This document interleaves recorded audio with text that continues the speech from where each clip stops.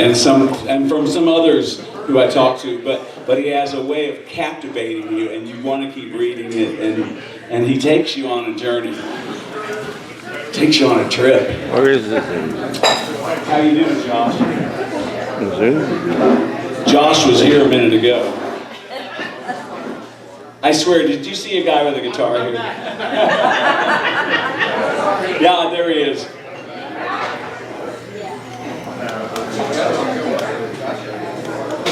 All right, this is Josh's second solo performance. You may have seen him here with his friend Ben. Awesome duo. Yeah. And if you're ready, step on up. Get a stool. Yeah, he needs a stool. I'd like to say hey to Greg. He's doing sound tonight.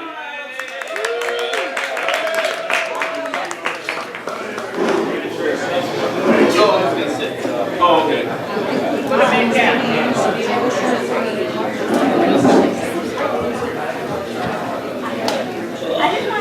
I really don't need the attention.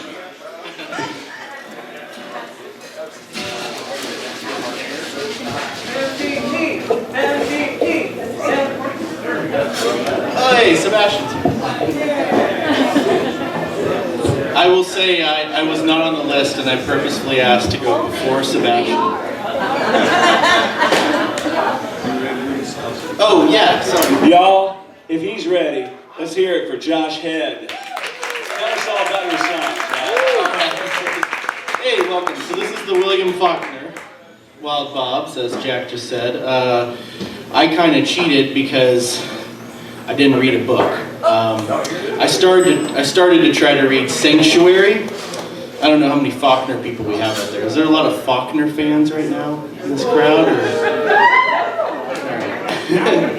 So I tried to read Sanctuary and didn't get very far in it. I don't know, just a little too much for me. So I cheated and kind of read a short story instead. And specifically read a short story called Barn Burning. Have you read Barn Burning? Hey, there's the one person, okay. So Barn Burning is a short story about the Snopes family, which shows up in some other Faulkner stuff, and specifically the dad, the patriarch of the Snopes family, and his son, and it's sort of about how the dad might have burned a barn at the beginning, most likely did, because he was angry about just a lot of things. It's not really clear exactly why he's burning barns and doing all kinds of other horrible stuff. He just does it because he feels like the world is not fair and he deserves a lot more than he gets.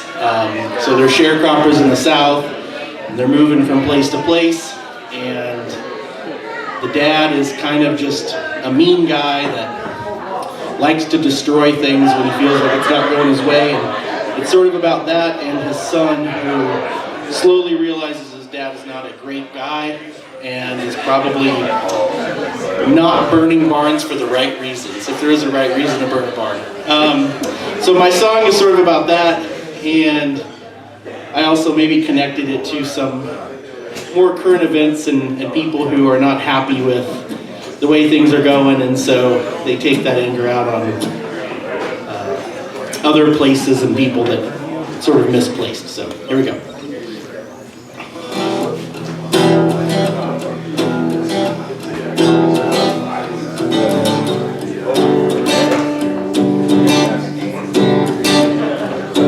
Never gotta think about it much.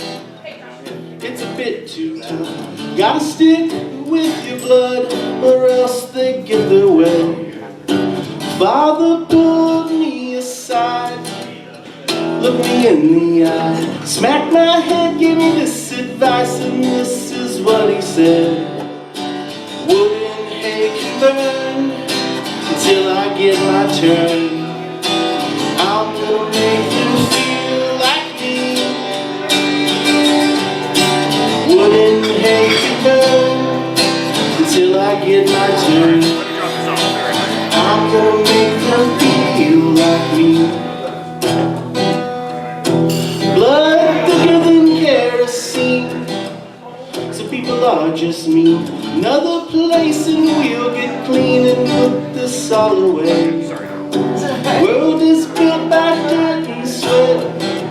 People like us don't get harvest time. Billy's due, we owe them all. So ain't gonna pay that bill till I get my fill.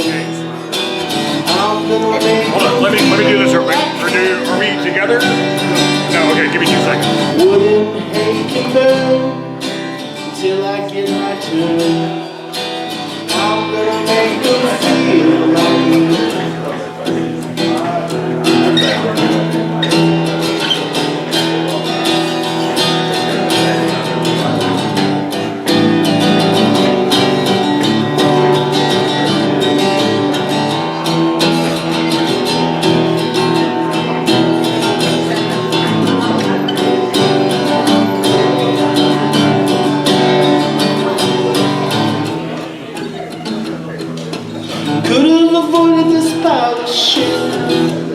Step square in it, watched it live as the broken side and tracked it all around. Asked them why they say alive, red on mine. Smack your head, look you in the eye, and this is what they say. Alright. Do you have a tab going yet? Till I get I will need a card and start tab. There's a lot of people at the table, it makes my life easier to keep track. And if you want to do that or something, let me know. Till I get my turn, I'm gonna make them feel like me. Wouldn't make it burn till I get my turn. I'm gonna make them feel like me. There's like smash or like steak shaker or Till I get my turn. Comes with lettuce, tomato, onion, and mayo. French fries. Do you want that as your side, or do you want an appetizer? I'm gonna do that inside. Yeah. Instead of your French fries.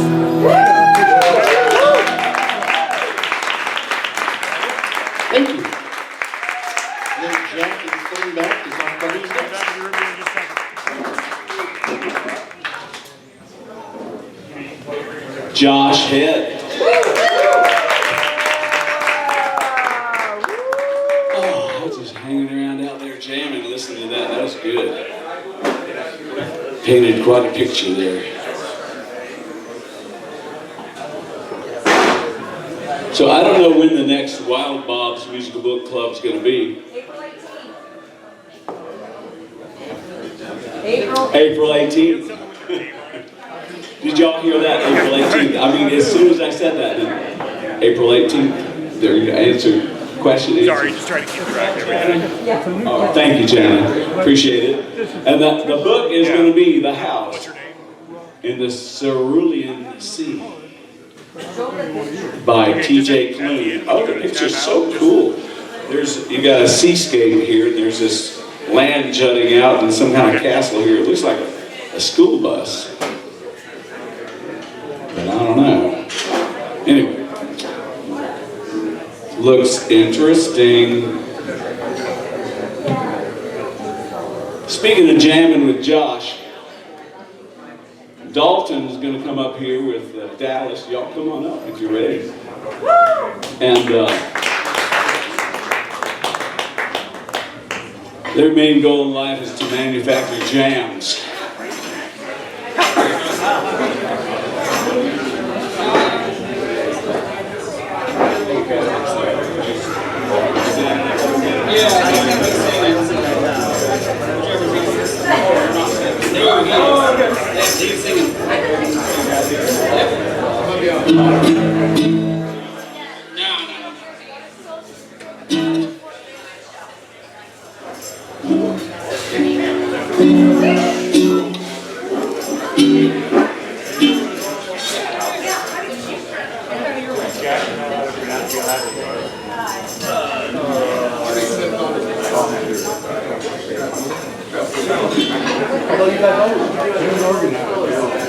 Dreams have only one owner at a time. That's why dreamers are lonely.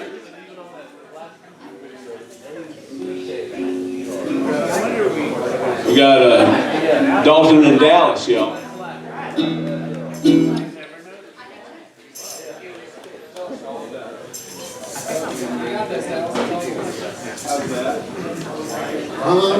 Yeah. Dude, this is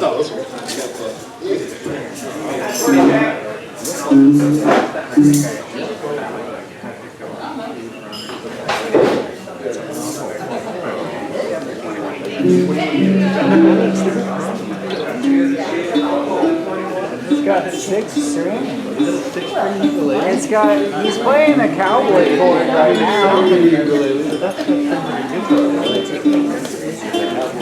all right, people. What the Falk is up, guys?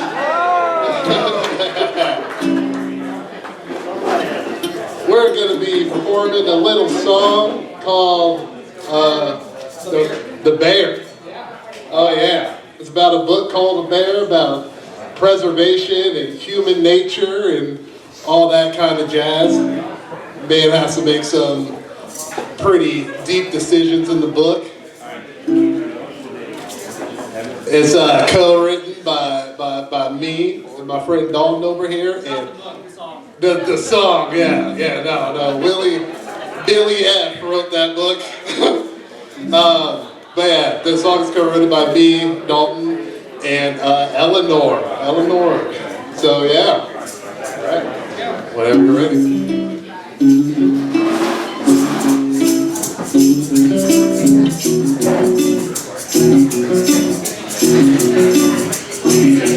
Like pygmies of old, we swarmed and we had fear, not hatred. We got an attack. Thoughts of only dread. We pushed it all back. The sea of the swamp that drew out your back. You love it, you need it, concede it, believe it, oh, you want it, you need it, concede it, need it, oh, you want it, you need it, bleed it, concede it, oh, you choose the love, you spill the blood, oh, fate goes on, yeah, on and on and on, yeah, forest goes on, yeah, on and on and on, yeah, the forest goes on, yeah, on and on and on, yeah, the forest goes on, yeah, on and on and on, yeah.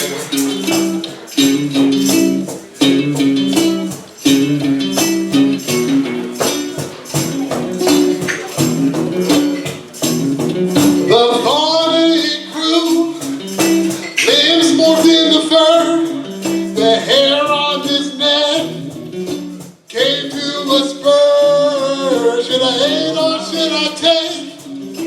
Laws of the absurd, it's in my DNA, actions of nerve. You want it, you need it, concede it, you bleed it, oh, you want it, you need it, concede it, you bleed it, oh, you want it, you need it, concede it, you bleed it, oh, the hound, the bear, the hound, the bear, oh, danger goes on, yeah, on and on and on, yeah,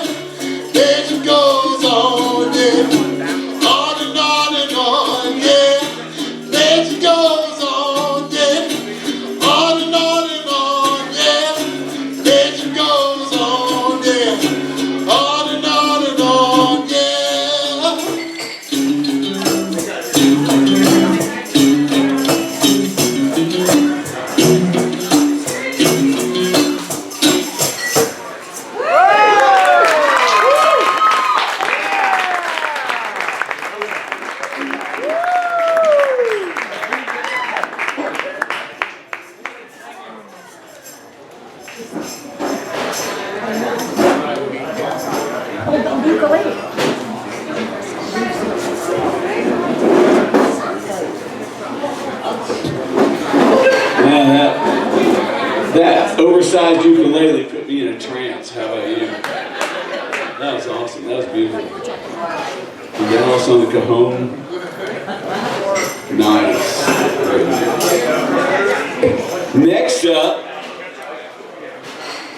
we have Sebastian Bach, but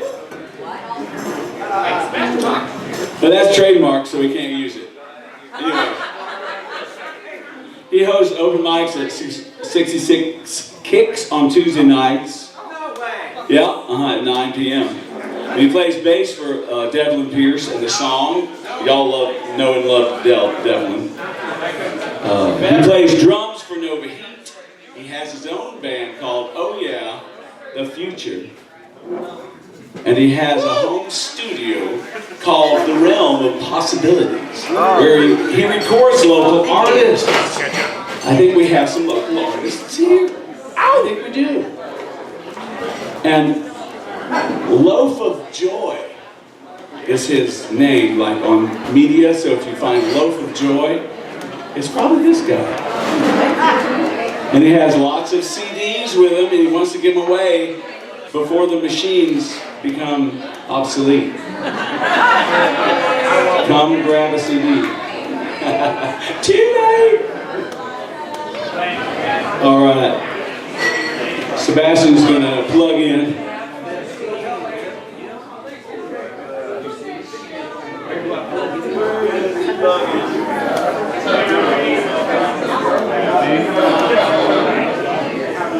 Oh, you need a chorus? Oh, Greg. Is there a guitar cable up here?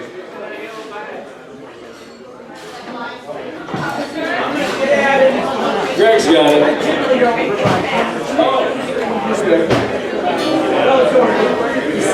Somebody's got one. Somebody's got one.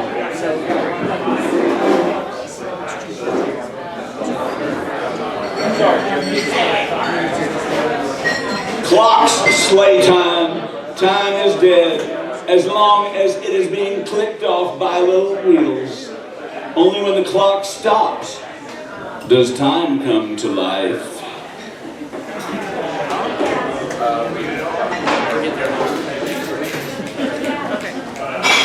Another very folky kind of thing. Oh, folk. I like that. That's good. That's good. William Faulkner is our author of the night. We're right here at Wild Bob's Musical Book Club. We're so glad y'all are here, enjoying this with us, listening to different artists' perspective of what it may have been that they read. I can talk. I'm going to give this to you. Yes. I can, thank you, Jack.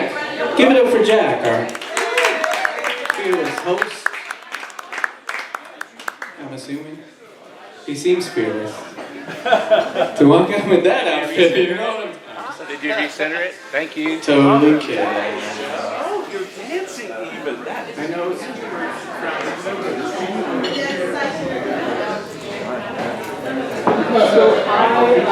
I read The Sound and the Fury. I don't know if I'd do it again. But I did. I wrote a song because that was required, and I do. I feel like I was thinking about. I want to acknowledge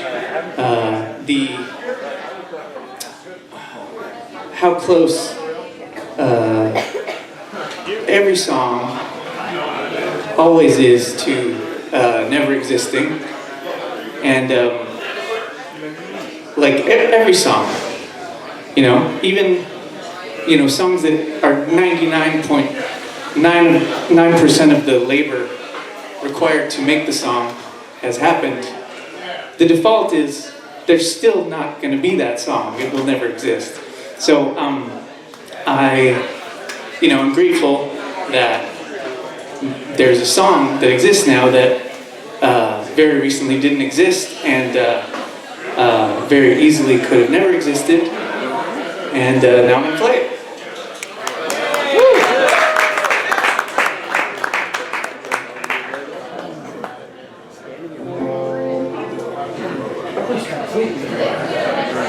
Anything can be justified by a broken mind, living out of time, lost all that should have been mine, when I took what should never been yours. I had no choice but to conclude the fault was never mine. A faceless clown still takes and ties, and every eye I'll never know. But I'm holding it together, ain't I, after all?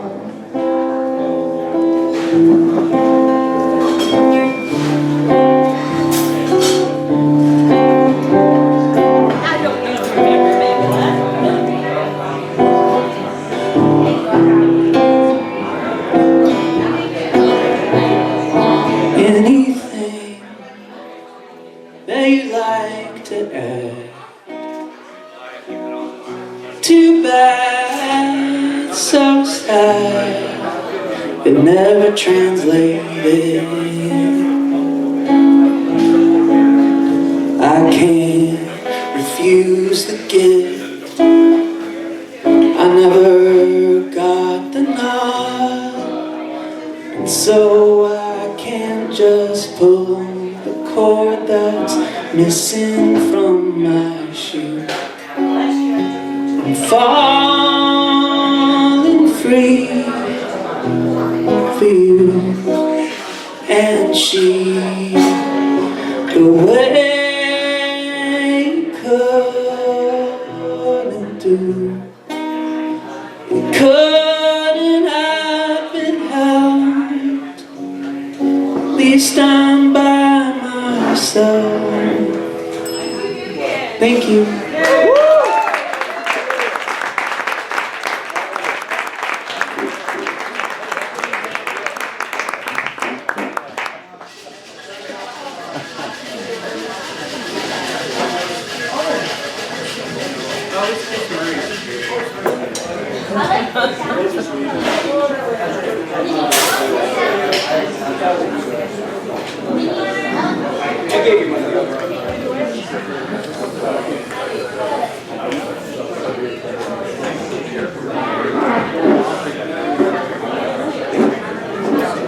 Sebastian Bach. Get you one of these. Is Zach here? Calling Zach. Zach going once. Zach going twice. Lakesha. I think it might be time for our first poet of the night, because it looks like Zach is not here. That's right.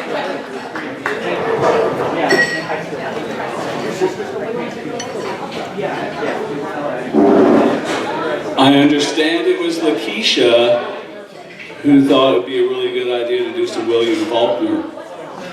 And so I just gotta say thank you, Lakesha.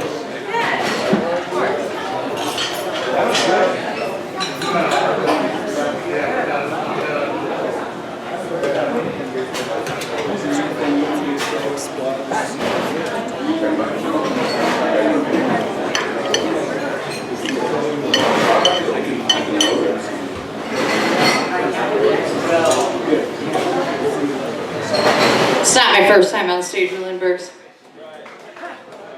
As a band or a poet or, you know, just fucking around at 2 o'clock in the morning. It's been a year this month, right? It's been a tough month. From January 17th until pretty much today, I lost my cat of 16 years that I imported from Australia. I mean, you know the other part. Watching MSU fall to that was incredibly heartbreaking, and I hope Drury, my alma mater, really, you know, stays the course. And speaking of Drury, I took a single author class there from Faulkner, but I didn't read The Bear. But I watched The Bear because I love Jeremy Allen White. Was he not just... So somebody brought it to my attention today because this week it was it's quoted in of all movies, Talladega Nights.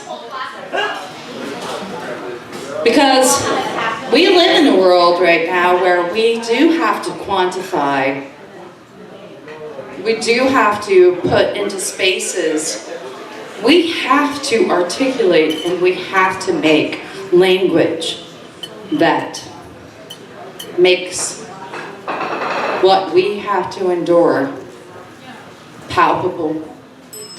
I don't know that that's possible, but I do know that there are 2 paragraphs that Faulkner wrote in the 40s that make it a little bit easier. And when I read these, that, you know, I can understand life maybe a little bit better, and that sadness that sits so hard in my heart right now makes maybe a little bit more sense. So I'm going to read that, and then I'll read my own piece as an answer to that. These are the last 2 paragraphs of The Bear by William Faulkner. And a little dog, nameless and mongrel and many-fathered grown, yet weighing less than 6 pounds, saying as if to itself, I can't be dangerous, because there's nothing much smaller than I am. I can't be fierce, because they would call me just a noise. I can't be humble, because I'm already too close to the ground. I can't be proud, because I can't be near enough to it for anybody to know who is casting the shadow, and I don't even know that I'm going to heaven, because they've already decided that I don't possess an immortal soul. So all I can be is brave. But it's all right. But it's all right. But it's all right. Even if they just call it noise. That was all. It was simple. Much simpler than somebody taking in a book about youth and a girl who would never need to grieve over because she can never approach any near her. It would never have to get any further away. He had heard about a bear and finally got big enough to trail it, and he trailed it for 4 years. He trailed it for 4 years. And at last, Melt and met it with a gun. In his hands, he didn't shoot, because the little dog, because he could have shot long before the little dog covered the 20, but stood on his hind feet over them. He stopped. His father was watching him gravely across the spring-ripe twilight of the room. When he spoke, his words were as quiet as the twilight too, not loud, because they did not need to be, because they would last. Courage and honor and pride, his father said, and pity and love and justice and liberty. They all touch the heart. And what the heart holds to become truth, as far as we know the truth. Don't you see now? Sam, an old man, and Ned, he thought, and himself too.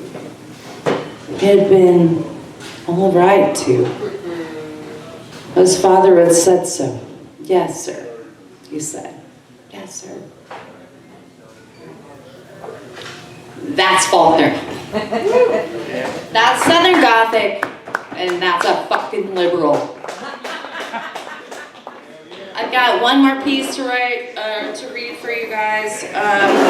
Of course, as technology goes, we should not be holding up papers here, I don't know, but I mean, we've all got our shit, so to speak.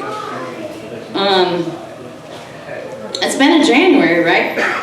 I finally get to wake up tomorrow and it's not January anymore, and that is amazing. My favorite day of the year, you know, people are like, oh, it's Christmas, it's Thanksgiving, it's everything, you know, I don't like whatever. Well, I really like the Ides of March, so that's like my shit. That's when shit starts to break, right? The Ides of March, March 15th, the sun's coming out, things are about to change. So that is where I'm at with this. My last and next poem is called St. Rupert's Drop. And I don't know if you guys know what a Prince Rupert's Drop is, or if you've ever watched those weird videos online of like the head like actually out doing this deal, but this is it. So, slowly sweltering, bulb and tail take shape. The amber glow cools to reveal reflection. I can't believe us. This doesn't make any sense to me, so consummately intense. Words are collapsing, unfolding, words are escaping quickly. Red and blue, hot-headed believer of happiness. There are those of us who flew away, there are those of us who drove away, there are those who tried to get away from themselves and from not being able to find those pieces, those right pieces. And it was so scattered. And there was no epoxy, there was nothing that held us together. So we slithered, and that began crawling, and then we were walking, and now we are running.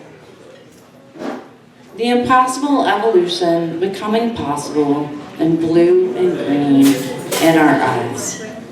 Being here now, we move forward.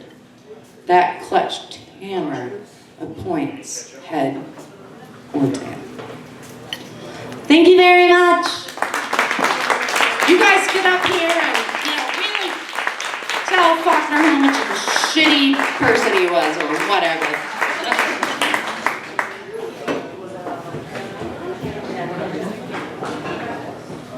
Let's hear it for Lakesha, y'all.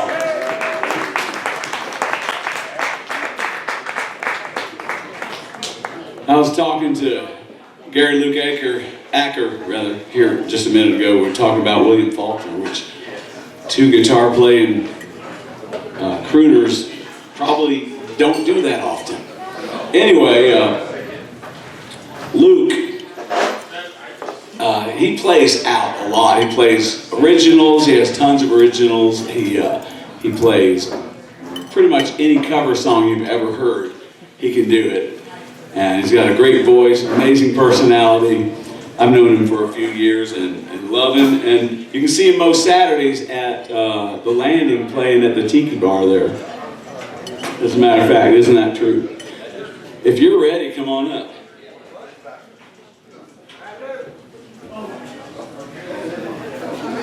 Do you like this?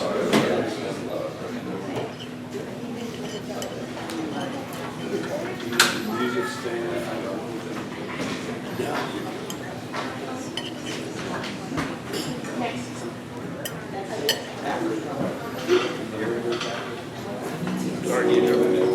Y'all, let's hear it for Luke Acker.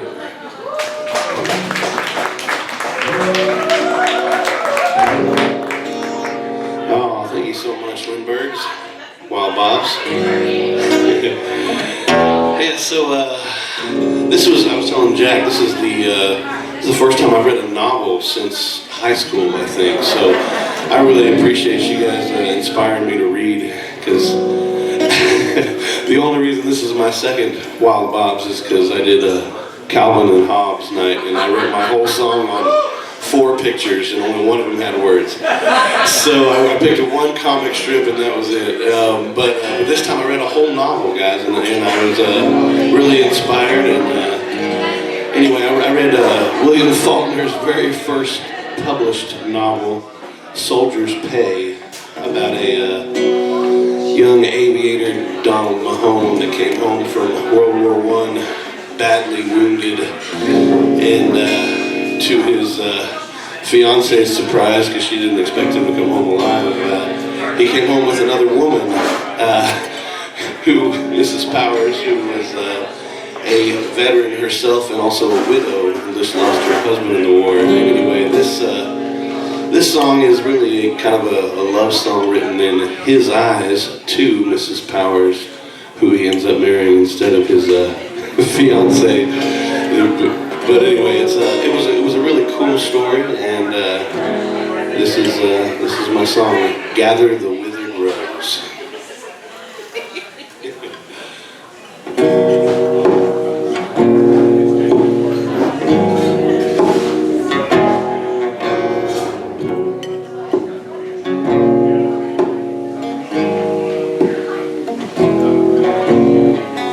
You were my hope when I was hopeless. You were that door that's always open. You were the sunshine on my face. You were my umbrella in the rain. Just when I thought that I wouldn't see the light of another day, God knows who gathers the withered rose. Oh, who gathers the withered rose. When you found me, I was so broken. I left almost every word unspoken. You were my eyes when I could not see. You were my hot summer shaded tree. When all of the world could see that I was at the end of my road, God knows who gathers the withered rose. Oh, withered rose, life of my own, no place to go and so far from my home. Oh, withered rose, waiting to die, no sight in my eyes, no tears left to cry. Oh, withered rose, but roots in the ground, beauty is faded, but maybe I found, oh, who gathers the withered rose. Oh, who gathers the withered rose.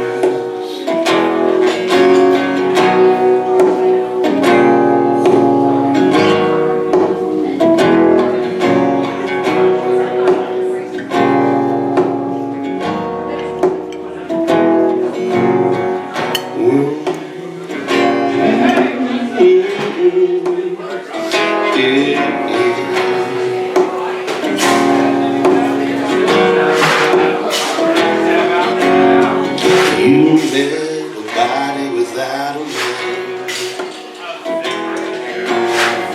I was belligerent, you were kind. No, I'm sorry, I can't be forever to tell you, but you already know. God knows, and God does the withered rose. It's a withered rose, no life of my own, no place to go and so far from my home. Go with the rose, waiting to die, no sign in my eyes, no tears left to cry. a withered rose, but roots in the ground. Beauty is faded, but maybe I found gather the withered rose. Gather the withered rose. Gather the withered rose.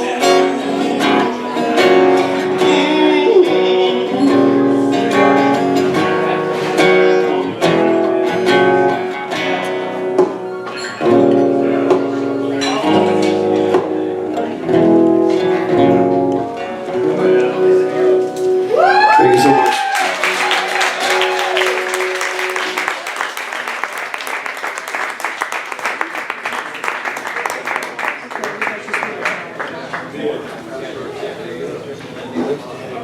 Yeah, that was Luke Acker. Beautiful, beautiful. All right. Next up we have Phil Bridges. And Phil has been doing the Wild Bob circuit for as long as I've even known about it. And y'all remember Jordan Gloyd and Miranda and all them? Yeah, well, he was there in the thick of all that, all that stuff, all that hot mess. No. No, I was just saying we need to get them down here sometime and have a reunion. And, all right, y'all ready for Phil? Yeah. All right, he works at the university here, don't you? English as a second language. Yeah, I have a hard enough time with it as the first language a lot of times. You probably need this higher. Yeah, a little bit would be great. Full service Wild Bobs. Thank you much. Let's hear it for Phil. Hi, everybody. So I read As I Lay Dying, which was a task that sometimes I enjoyed and sometimes I just muscled through. So in As I Lay Dying, every chapter is from a different narrator's perspective, which is tons of fun. And some of them, have different language issues and that sort of thing, and so it can be a little bit gibberishy, and others are very preachy and pious, and there's a lot going on. So I tried to reflect a little bit of that in the song, but I also wrote it this week, which has been a week of cruelty and other things. So this is the song. I hope you enjoy it. And also I'll be doing trivia in a little bit, and so we need 3 volunteers. Faulkner was an interesting guy. Trivia will be a lot of fun. It's a multiple choice, so you'll only look bad if you're the second or third person to miss the question. And no one looks bad at Wild Bobs.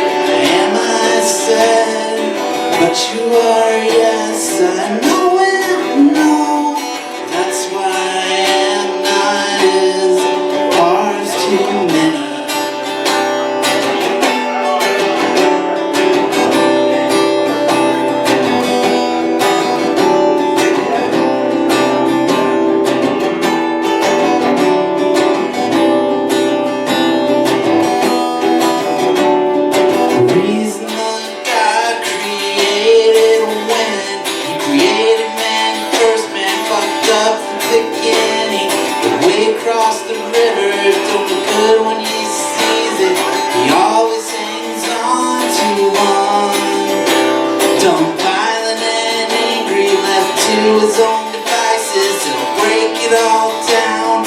He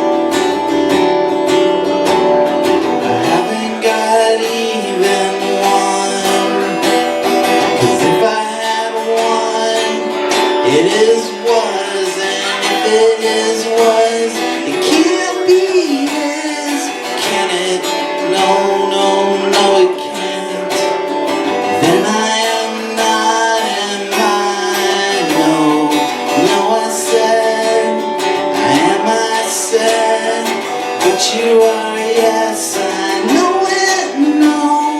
That's why I'm not is, are is too many.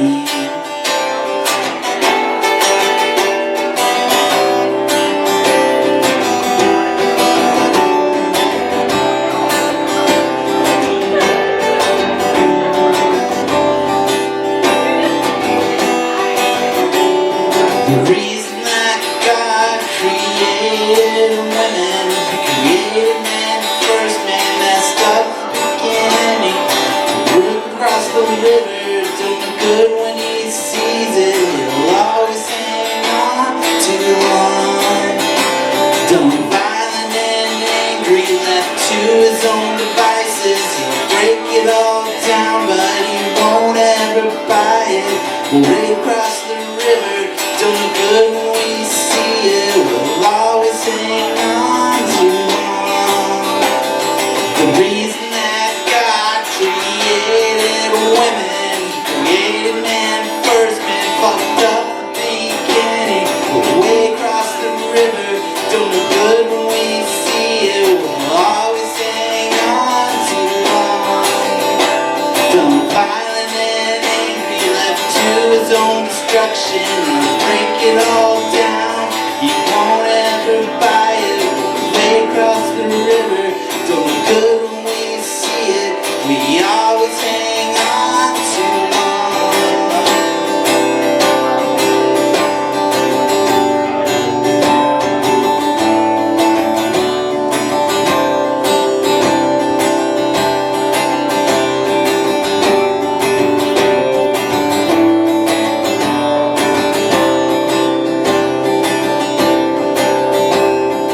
Time is just a loop and string, kept pulling on the thread, but the distance increased. Time is just a loop and string, kept pulling on the thread, but the distance increased. Time is just a loop and string, kept pulling the thread, but the distance increased. Time is just a loop and string, kept pulling the thread, but the distance increased. Thanks, everybody.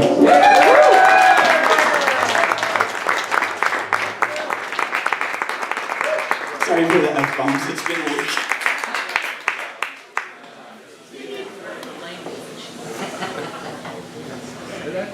Pulling the thread, but the distance increased. Phil Bridges, y'all. That was nice. And if you've been to a lot of Wild Bob's shows, then you know Earl Holmer. He's here tonight, that's right, he's coming up next. And, you know, he's been keeping pretty busy teaching English classes at OTC and also teaching people how to fly. Now, he didn't mention any airplanes, so I don't know what's going on there. But anyway, y'all, here's Earl Holmer.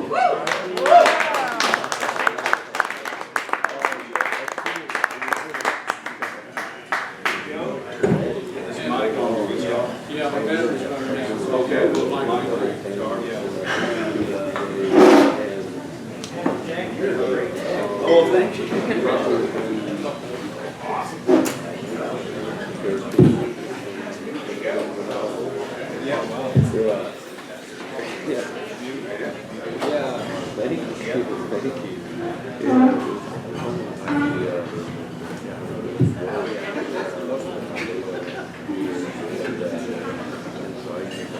It does need to be really good.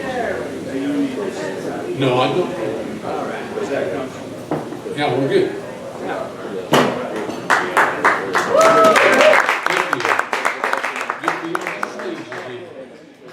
Good vibrations in here. Well, I was going to cheat, and I must admit, my eyes are bad. I've been messing around getting appointments, and I had my first cataract surgery yesterday morning, so I have one bad eye and one good eye. Well, they're both bad in their different ways, but anyway, I was able to memorize. You know, usually I have trouble memorizing, but we'll see. I memorized this one, so I don't have to read. But anyway, I was going to cheat because I was having trouble reading, and I was at Barnes & Noble, and there's 6 or 7 of Faulkner's books there. And, it's I Dying, The Sound of Fury. And I really should read those, and I think maybe we read Barn Burning in high school. But anyway, Knight's Gambit. And so it's like 5 short stories in a novella. And I'm going, yeah. So I read a story, and well, it was kind of hard to follow, some long sentences. And I read another story, and before I got done, I'd read all 6 of them. And realized, well, you wait and wait for, I need some inspiration. I realized, well, this is about a character, Uncle Gavin Stevens, who's in many of the books and stories, as you know, and the place,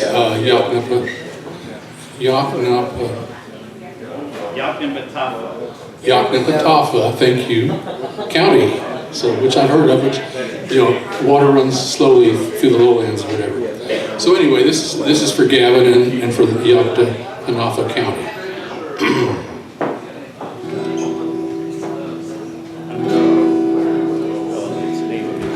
Water runs slow, time runs slow, justice runs slow in Yaknapatafa County.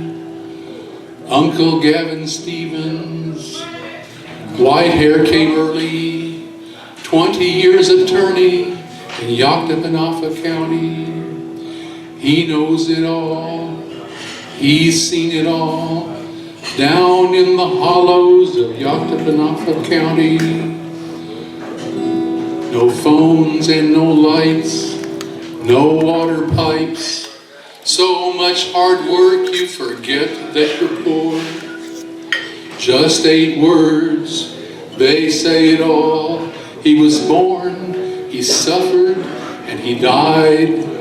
Ooh, that's kind of cold, but I guess true. Lightning or love, nobody knows where or when. Lightning or love, never you mind, just go tell it. Water runs slow in Yaknapatafa County. Outsiders move in, custody battles, nouveau riche, and the same old poor. So never you mind, just go tell it. Water runs slow in Yaknapatafa County. Never you mind, nobody knows. Love runs slow in Yaknapatafa County. Nobody knows, lightning or love. There's no way to hide from lightning or love.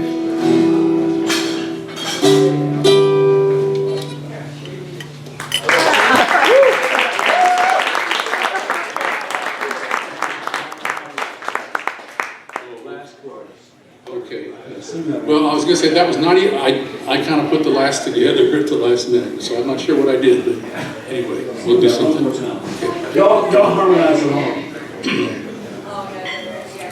Lightning or love, nobody knows, nowhere to hide from lightning or love.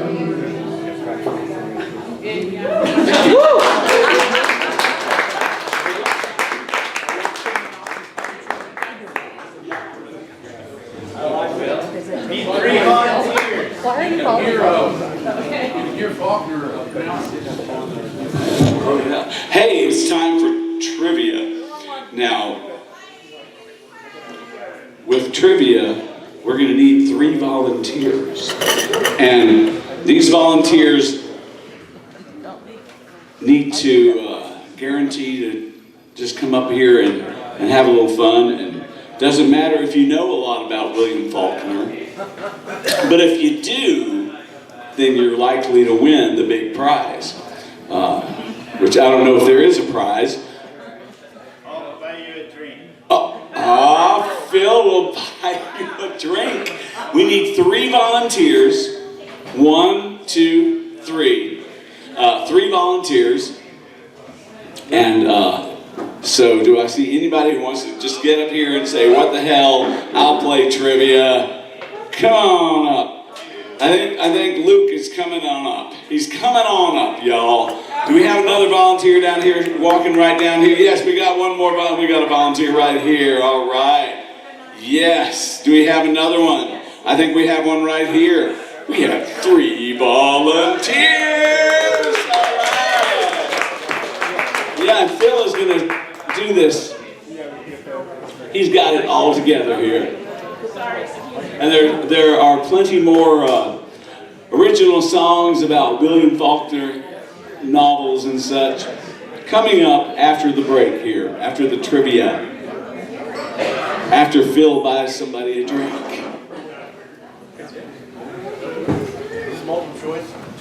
Question number 1, spell Yaknapatafa. Just kidding. YOKNAPATAWHPHN. Yeah. Okay, yeah, it's generally multiple choice. Okay. I'm guessing that guy is good to go. Sweet. So the way we're gonna do this is I'll start with you. If you get it correct, then you get a point. And if you don't, then it goes to you, and it goes to you. But then the next question will start with you, etc., etc., etc. All right? Okay. So, question number 1. Though William Faulkner did not see combat, what country's Air Force did he enlist in for World War I? Is it A, the US Air Force, B, the Canadian Royal Air Force, C, England's Royal Air Force, or D, Germany's Luftwaffe? I'm gonna go with C. It is not England's Air Force, I'm sorry. Okay, so we have US, Canada, or Luftwaffe. Canada. Correct. Yay! So you have 1 point, but stay up here. You get the next question. You're up next. You can start out with a commanding lead. Okay. Commanding lead. What was Faulkner's job? He, famously is associated with Ole Miss. So what was Faulkner's job at Ole Miss? Was he a literature professor? Was he an artist in residence? Was he the postmaster, or was he a groundskeeper? He feels like a postmaster to me. Correct. Yes. You have 2 points. Going for the throat to start out. Okay, plenty of time. Which award did Faulkner receive first? Was it A, the Nobel Prize, B, the Pulitzer Prize, C, the National Book Award, or D, Mississippi Modernist Medal? D. Unfortunately, that doesn't exist. The alliteration is delicious, but there is no Mississippi Modernist Medal. So we have Nobel, Pulitzer, and National Book Award. I'm gonna go with C. It is not the National Book Award. Okay, so 50-50. We have the Nobel or the Pulitzer.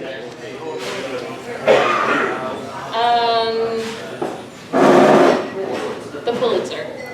It's a point for me. If I win, I buy myself a drink.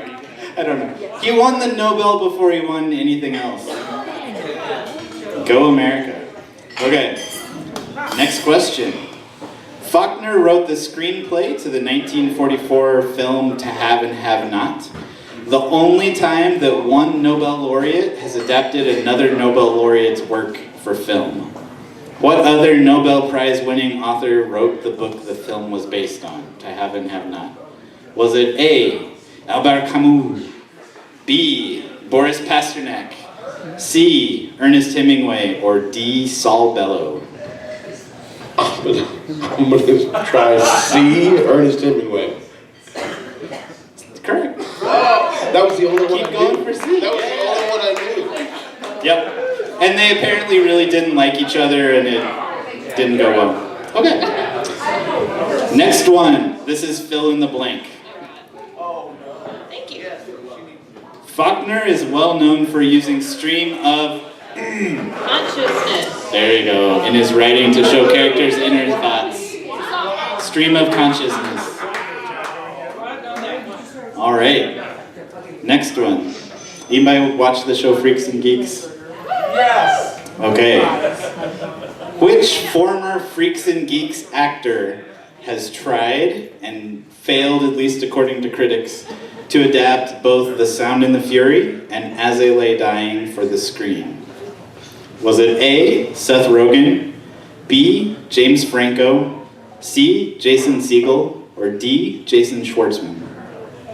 Let's go with A. It was not Seth Rogen. There would have been like more pot in it, which would make more sense of As I Lay Dying and Sound and the Fury. Am I right? Anybody? Okay, so we have B, Jimmy Franco, C, Jason Segel, or D, Jason Schwartzman.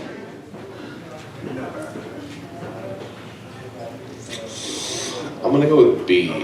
Correct! Yes. It was James Franco. So I believe we have a 2-2 tie, right? No, she has 3 because she got that fill in the blank. You're right. Okay. Okay. Yes. Yeah. Okay, so you can tie it? Okay. This is crazy. Okay. And it has to do with your book, Mr. First Novel. Oh, yes. This is my next question. I got this. Maybe. No, Okay. I probably don't. What letter was mistakenly added to Faulkner's last name on the cover of his first book? A mistake that he adopted, changing how he spelled his own name from that point forward. And Faulkner's brother was an author who also changed his name to have the new spelling. So what letter in Faulkner was added? Oh, it's not a multiple choice. Nope. It was, okay, I'm gonna guess. F-A-U-L-K. Yeah, I'm gonna guess it was U. Correct. Right. Okay. So, the past is never dead, it's not even past, is a quote from Faulkner's novel Requiem for a Nun. Which former US president used the quote in his campaign stump speech? The past is never past. The past is never dead, it's not even past.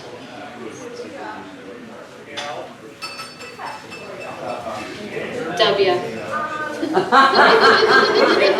Sounds like W. Unfortunately, no. That would have been cute. I thought for sure. He would have painted a picture about it later in his bathtub. All right, so the past is never dead, it's not even past. Which former US president used that in their campaign stuff? And no multiple choice. No multiple choice. Nope. He had a potty mouth, so it, would have been more colorful. Ronald Reagan. Okay, I have 2 points, 2 stumper points. It was Barack Obama. All right. Okay, so I think next one's you. The novel The Sound and the Fury takes its title from which Shakespeare play?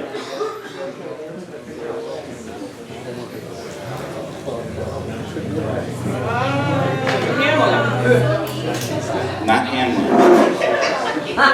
No, not yet. Yeah. Is it Romeo and Juliet? It is not. Macbeth? Correct. Although you're cursed now. Macbeth, you're not supposed to say because it's a curse. Anybody? Okay. So we have our winner. So she can have a drink on Bridges. Tab.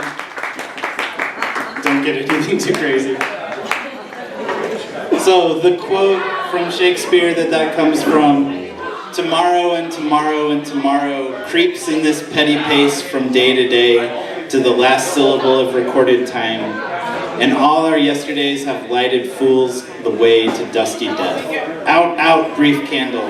Life's but a walking shadow, a poor player that struts and frets his hour upon the stage and then is heard no more. It's a tale told by an idiot, full of sound and fury, signifying nothing.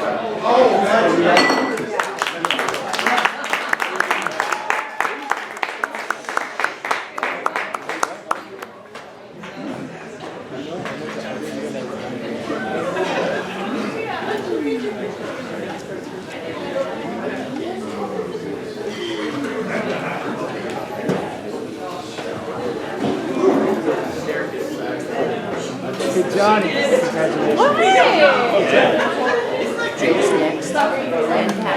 Okay, the winner of trivia. We don't even know your name. What is her name? Johnny. Let's hear it for Johnny. Yeah, Johnny. Man, she's just popping off those answers like that. Whew. We're gonna have Paul and Joe come up here in just a second. They're getting it all together here.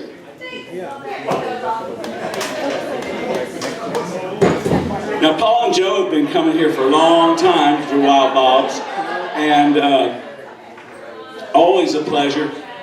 If you can ever get here when Joe has made one of her cakes, that's always a special night. Probably been easier. It's for me. He knows. Oh, okay.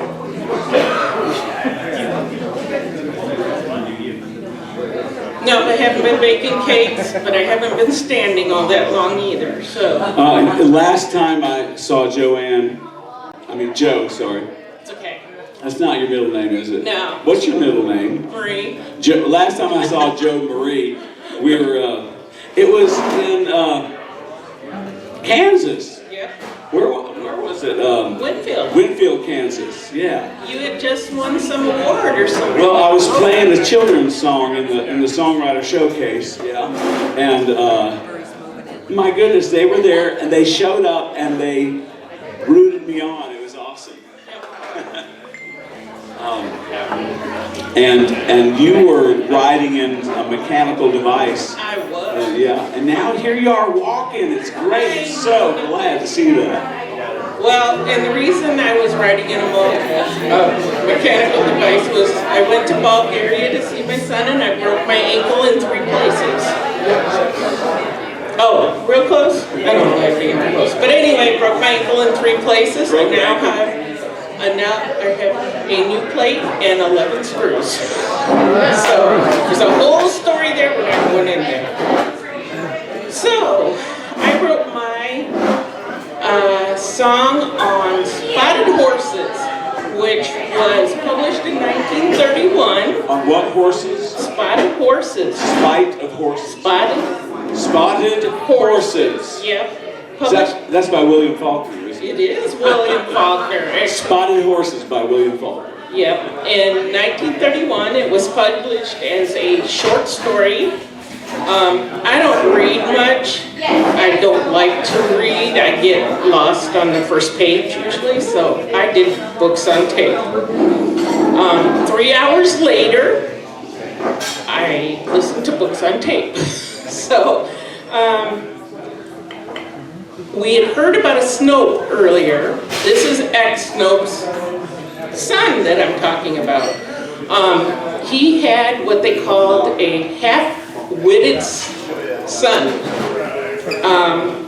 which I think to his favor was the fact that things didn't bug him as much as everybody else. Oh, I lost my mic. There it is.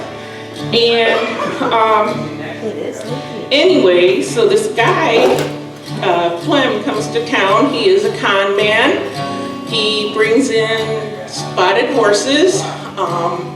They're all nice and calm until he leaves, and then they run away.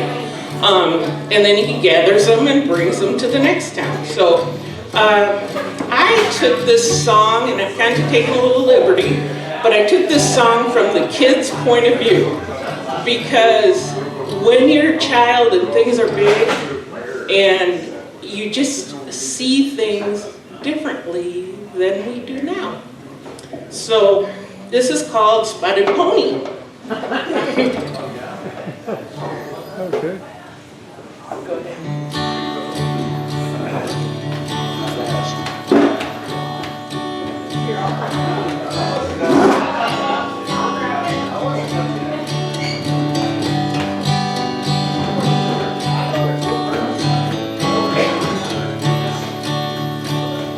I'm gonna catch me a spotted pony someday.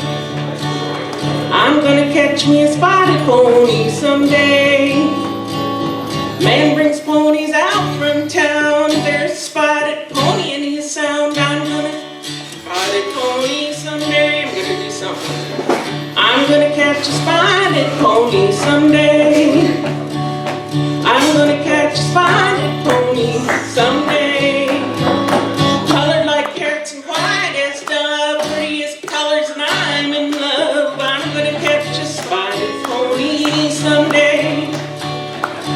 I'm gonna catch a spotted pony someday.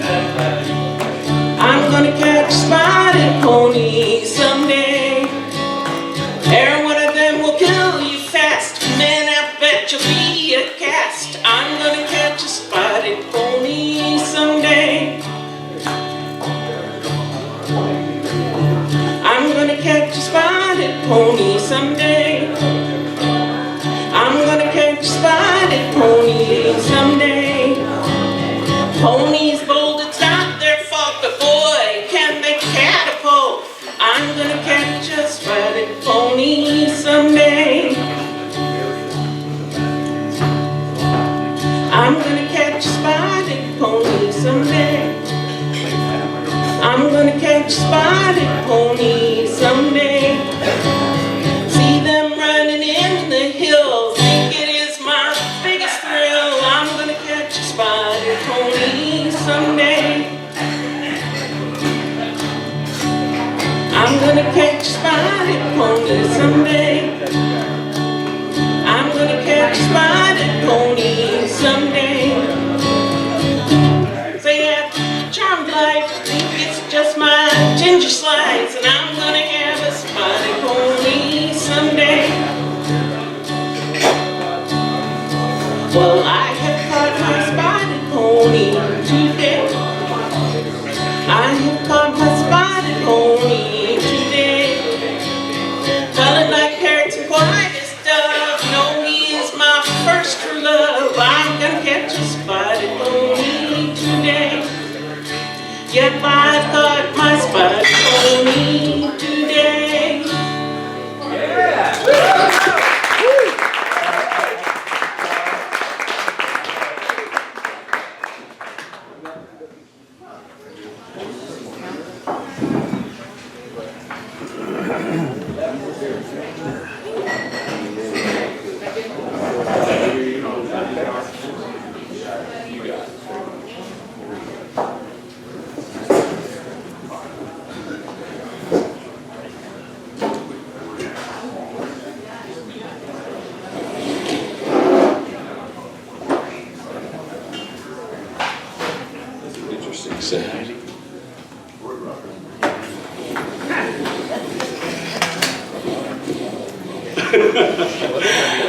All right, let's hear it for Joe and Paul.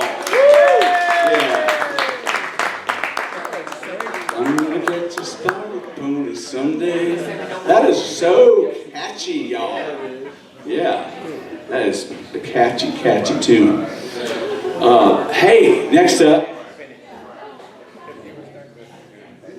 Patrick Mureithi is here. I'm so glad. And he's a Kenyan-born musician, a documentary filmmaker, mental health advocate. He lives here in Springfield.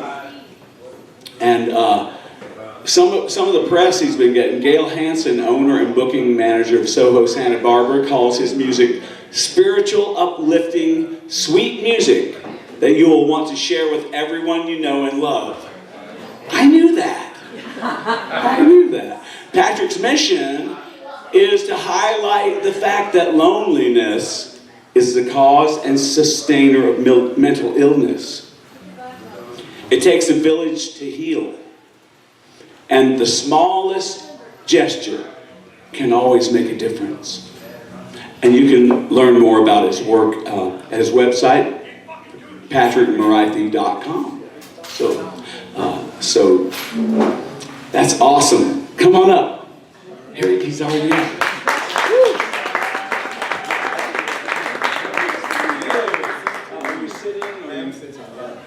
Microphone for your guitar. We'll plug in.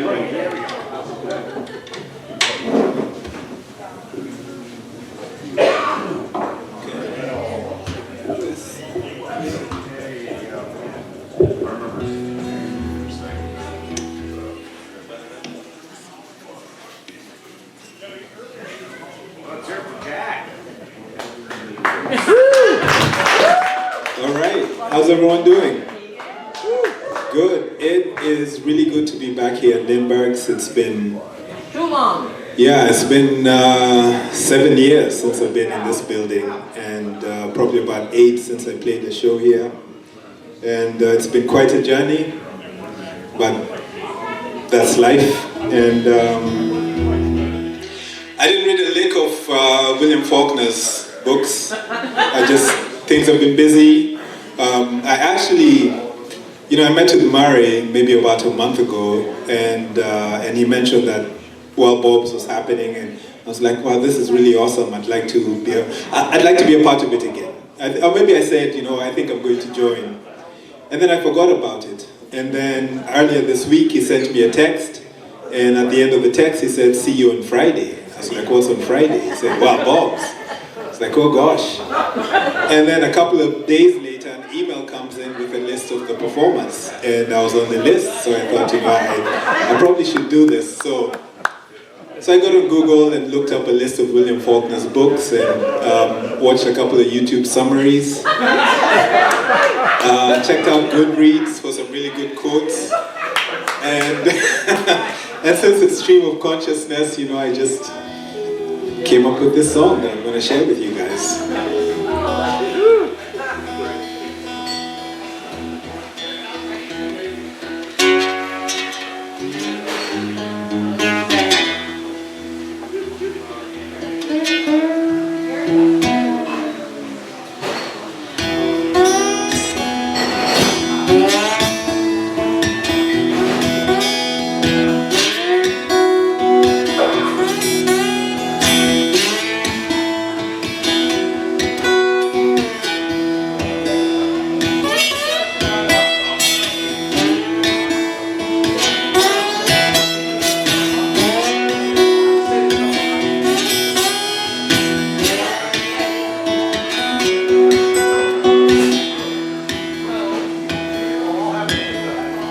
Lay me down and the evening is coming.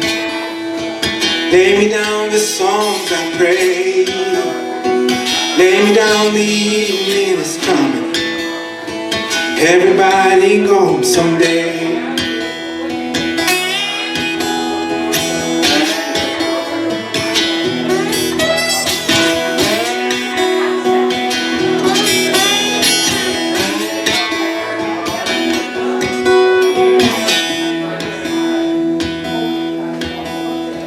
Make my casket strong and sturdy. Absalom absolve my ways.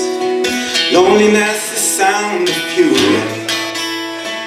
Everybody gone someday.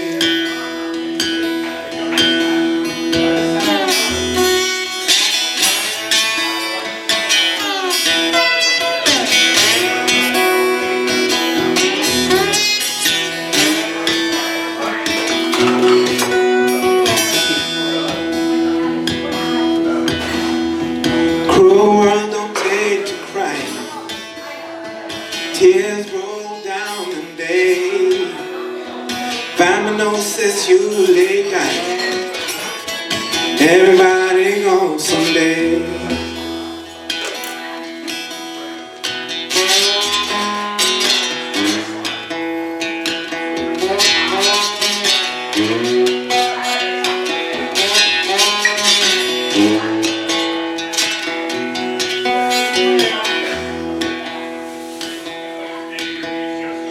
Lay me down, the evening come. Lay me down with songs I pray.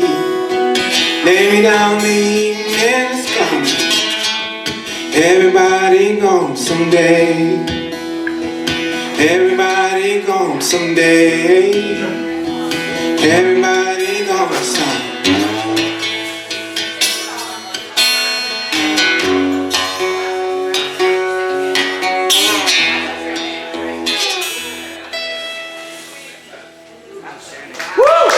Thank you. Thank you so much.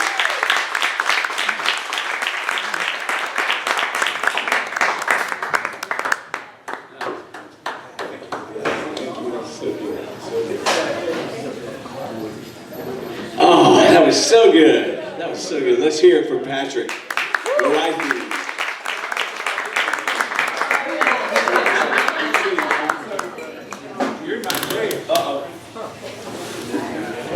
And next up we have Hutcherson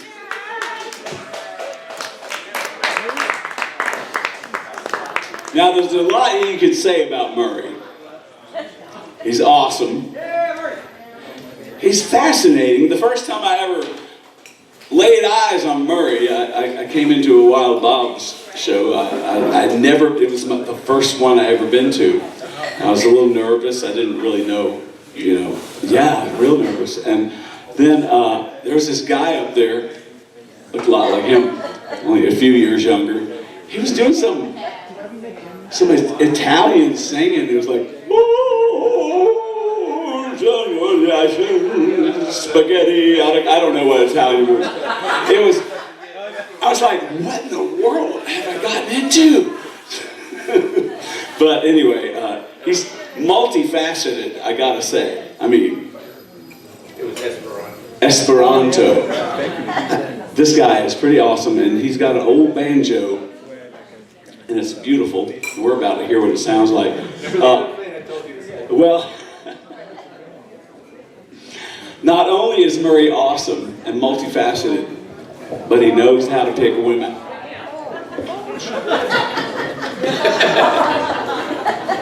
I wasn't saying it fast enough, I guess.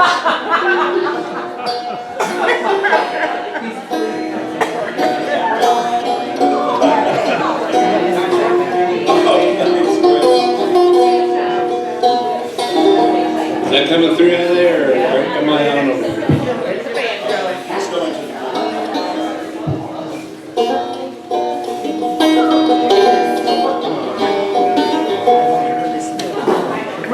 Wish this was down lower. Let's go. That's fine. That's fine. Is this too close to you? No. In fact, I've discovered that I need to get really close to the microphone.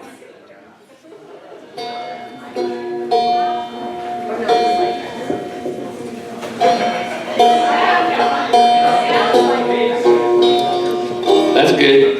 Hey! Hey! Still a few people here. Hey! Thank you, Alan, by the way. Alan's taking care of the videotaping over there. Kinda. Keeping the camera centered on the action. Okay, so yeah, I read The Sound and the Fear. The title of which came from a Shakespeare play. It starts with an M. Apparently you're not allowed to say it or something happens. So my approach was just like, this is the Old South. The Old South after the heyday of slavery and all the rich people. They lost their workers. They lost their free lunch. And so in the book, I don't know if you know, it has narration from many characters, and so does my song. This is called Gone the Old South.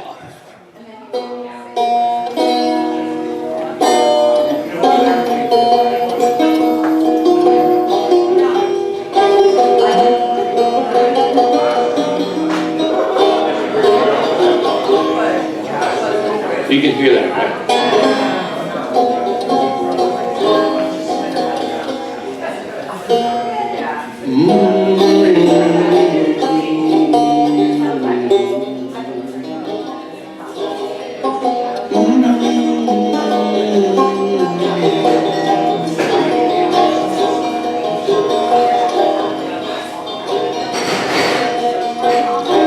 See the little children sitting there.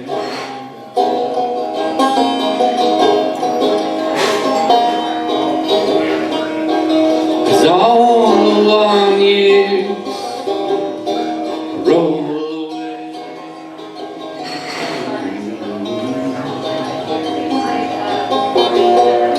she touched her hand on me. The air.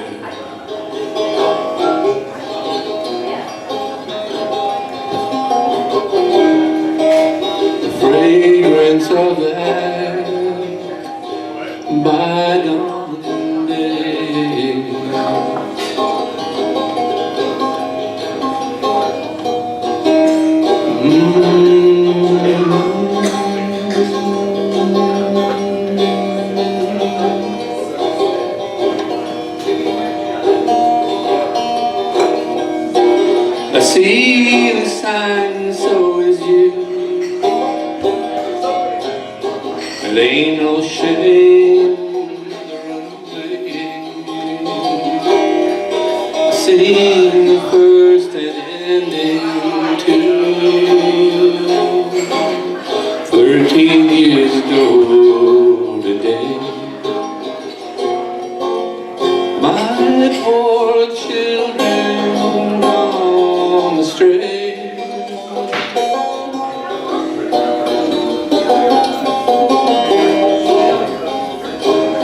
The old plantation's gone away.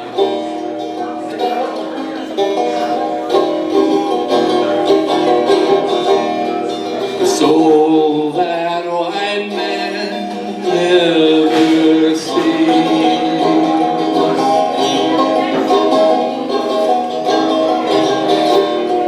hides out among the angels' house.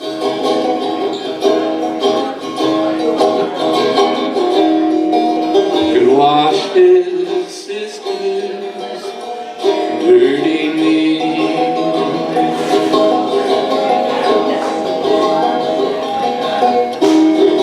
With salt and honeysuckle flowers.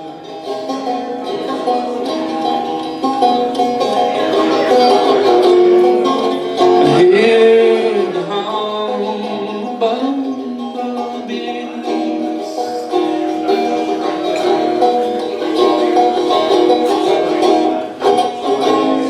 April rose along to me.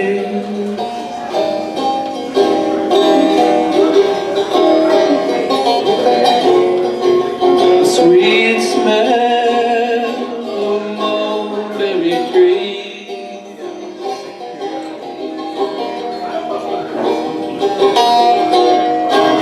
Perfumes the air on Easter Day.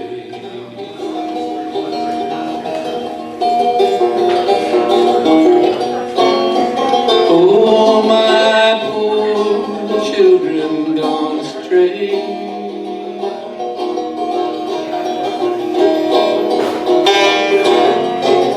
The old plantation's gone away.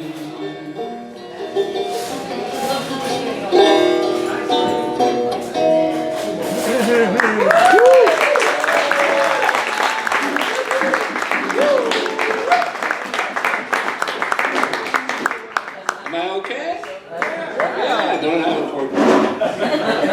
Thank you. I really enjoyed that.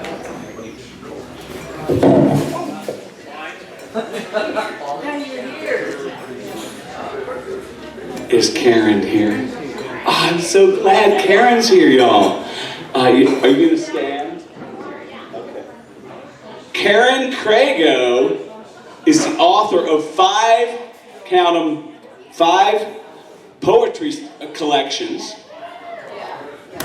and she's the former poet laureate of Missouri, of this state. Yeah, the poet laureate of Missouri. That's right, Karen Craigo. And she's a journalist, and she writes for the Springfield Business Journal currently. And I can't wait to hear from Karen. Come on up.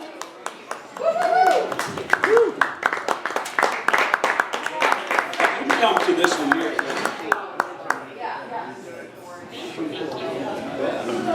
Out of the way, less than I'm good. There's so much talent here tonight. It's so exciting to be here. I love it. I chose The Bear. I don't know if you've read Go Down Moses. It comprises 7 stories, and The Bear is one of them. But it's so perfect by itself. It's pretty sprawling altogether, but The Bear, if you get a chance, read The Bear. It's this great mythic presence that ambles through the woods, and it's more than a bear, and the main character is just trying to see the bear and maybe kill the bear, and then Yeah, you'll have to read, see what happens. His name's Old Ben, and that's what I called the poem. Starts with an epigraph from the book. Old Ben, you can be scared, Sam said. You can't help that, but don't be afraid. You meet him first as a feeling something is watching, as fear that tastes like a mouth full of brass. You're alone, but then you raise your eyes and see him across the clearing, staring you down. You had to make a choice. Arm yourself, or else enter the woods the way you did the world, with nothing. Unburdened is the only way you'll see him. Shadow that lumbers and snarls and then turns shadow again. Beside the rotting log, a print from a trapped, mangled claw. You watch it fill with rain.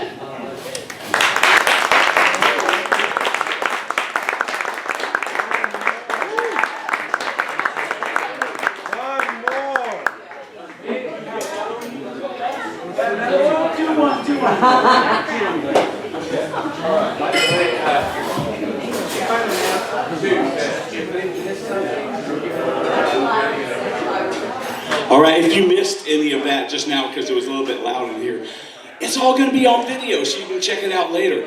And we've talked Karen into reading another one.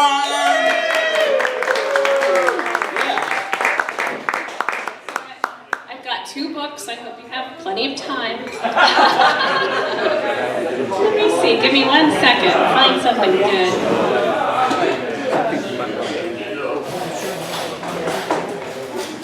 All right, I'm going to read one about an old back injury I had. I don't know if you've ever felt so much pain that you just want to leave your body behind,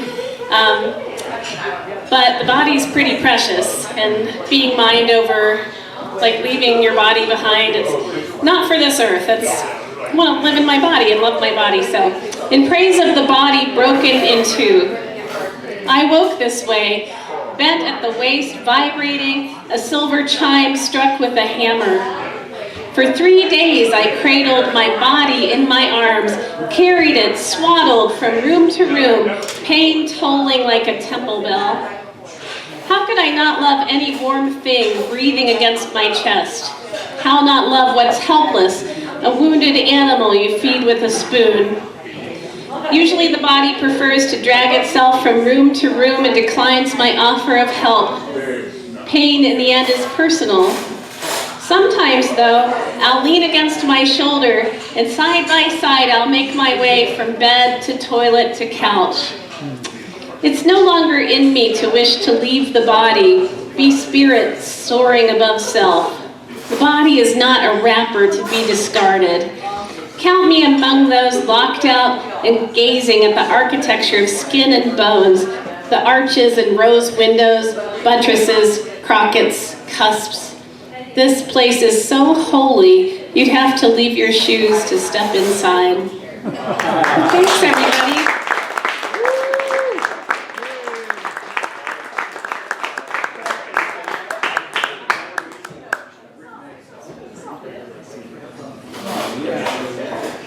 Yeah. It looks like I'm up, actually. I'm looking at my little list here. And after me is going to be April. And then, is Paul up again? Paul Foreman will be up solo by himself. So it'll be myself, April, and then Paul. All right. So y'all have just been listening to the Poet Laureate of Missouri, Karen Craigo. Yeah. And check her out. Check out her books. She has 2 poetry, five collections of poetry. Yeah. I need to say again, all you songwriters or poets, read this book because this will be the next one on April 18th. It's The House in the Cerulean Sea. Did I say that right? All right. T.J. Klune is the author. All right. If I could read backwards and real fast, I just finished it. They might ban it in the meantime. That's right. I found a lot of good books on thrift books. It's used books online, thrift books. Yeah, in case you want, you know, get a used book. Oh, I'm gonna do a song, aren't I? Okay. You know, it's all fun and games walking around and talking to y'all and stuff. Now I gotta.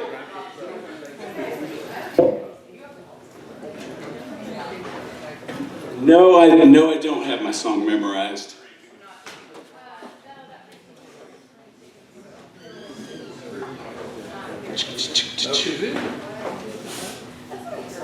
You're not just going in, sir.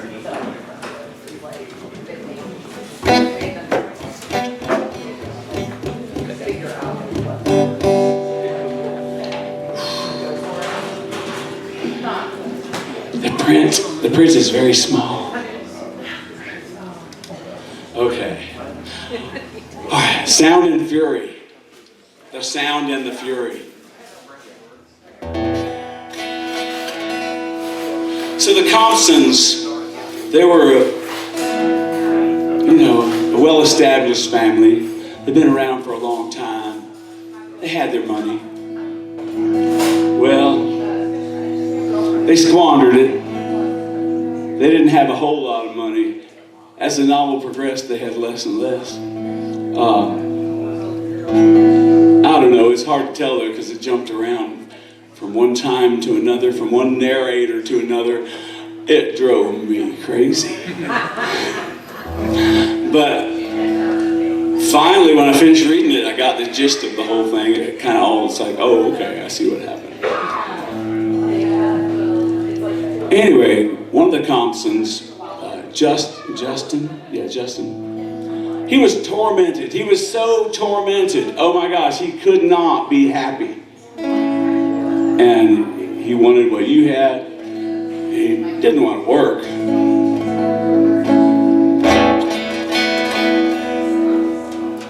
Let's see. A little more highs, maybe? Or do I need to do that here? That's better, yeah. Oh my gosh. His life was so miserable. I mean, he had a pretty fine life. I mean, he had a roof over his head. He knew where his next meal was coming from. He was just not happy. And so I was trying to think of what to write a song about in this book that wouldn't just get me right down and bring me right down in the mud where he was, you know what I'm saying? So I thought I had some advice for him. So here's some advice to him and for all of us. Get some peace in your life, maybe wear a little smile.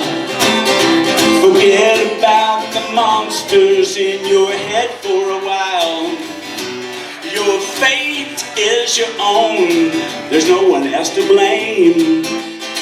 Get some peace in your life and you win the game. Every nasty episode is grinding in your brain. Your pain and scheming and swindle, anything to get ahead. The whole shebang is rigged and it's driving you insane. Flat tire on the car, dirty sheets are on your bed. Well, get some peace in your life. Maybe wear a little smile. Forget about the vampires in your head for a while. Your fate is your own, there's no one else to blame. Get some peace in your life and you win the game. Well, everything you see and feel and hear is an illusion. Trying to steal the money back that she stole back from you. All the things that went so badly, feeding you delusion. Got ice picks in your eyeballs, dog shit on your shoe. Get some peace in your life, maybe wear a little smile. Forget about the zombies in your head for a while. Your fate is your own, there's no one else to blame. Get some peace in your life and you win the game. Well, it really burns your bunions when people that you know less fortunate than you are looking so damn happy. Your head is on fire, you're fanning the inferno. If only you were rich, life wouldn't be so crappy. Get some peace in your life. Yeah, maybe you can wear a little smile. Forget about the monsters in your head for a while. 'Cause your fate is your own, there's no one else to blame. Get some peace in your life and win the game. Get some peace in your life. Get some peace in your life. Get some peace in your life. And you win the game. You win the game. Get some peace in your life and you win the game.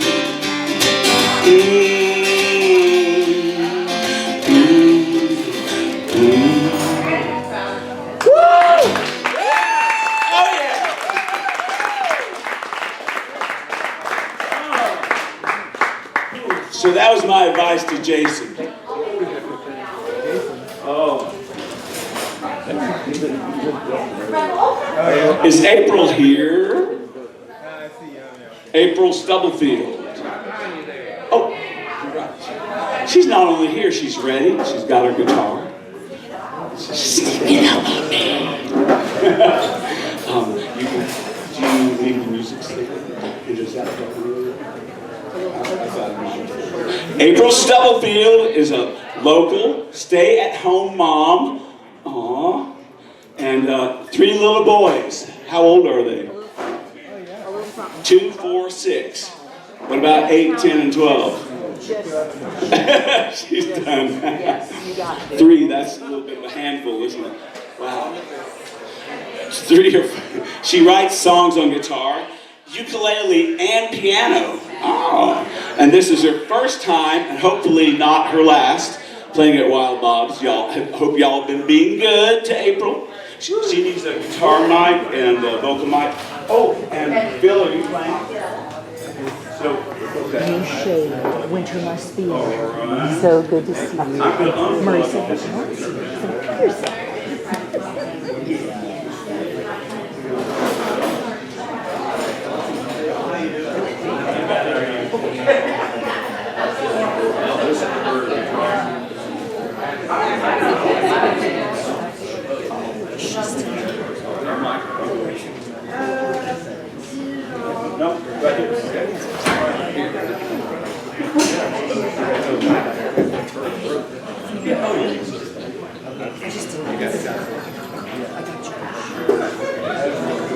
So special thanks to Phil.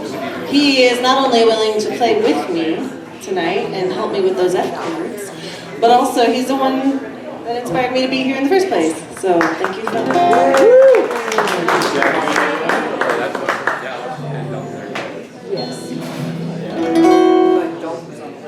So it is a genuine pleasure to be here. Can you hear me?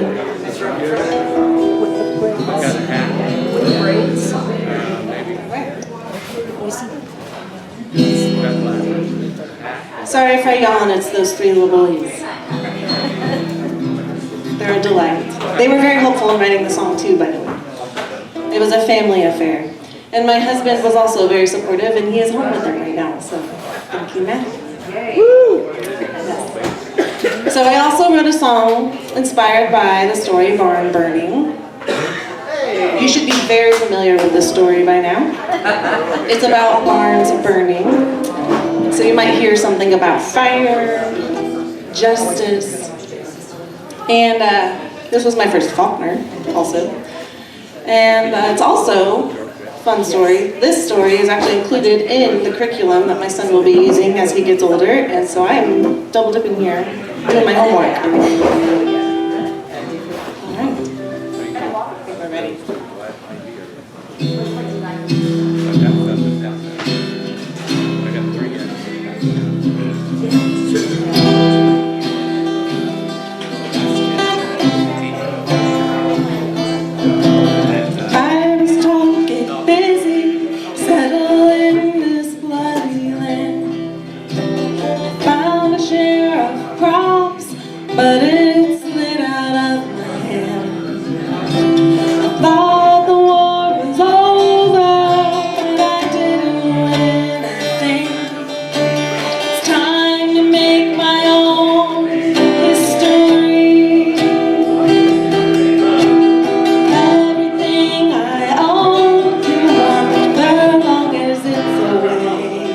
You don't get to hold me.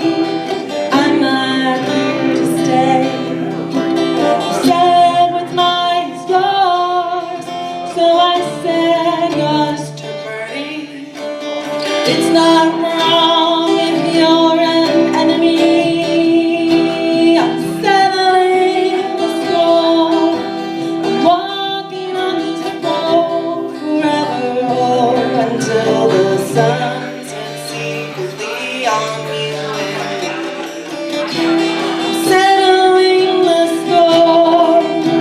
I'm walking on this road forever or until the sun sets equally on you and me.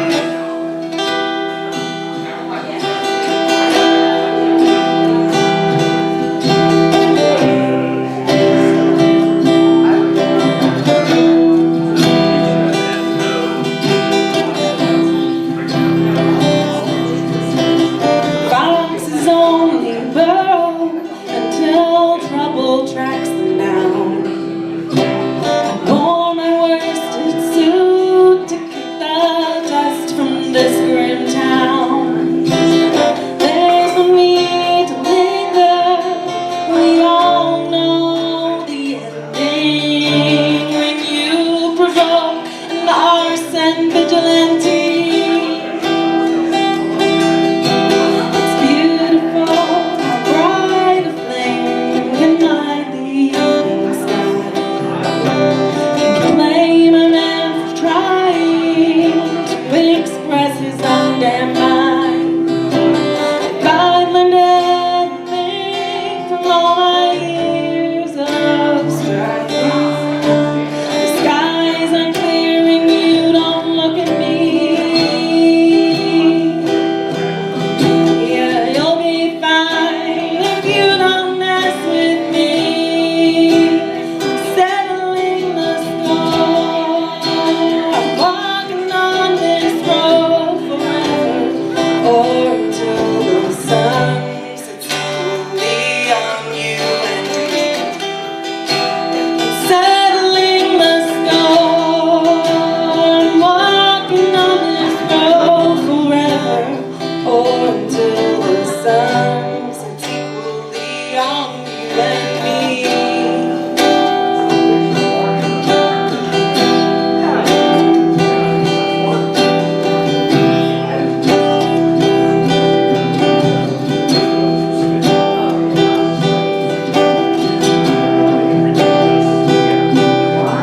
No job, no box, no hiding spot, no fight, just fight. You'll remember me.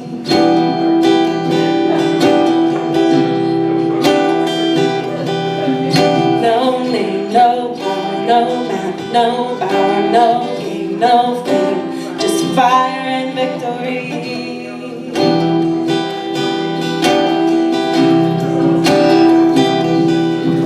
No job, no boss, no hiding spot, no fight, just fire. You'll remember me.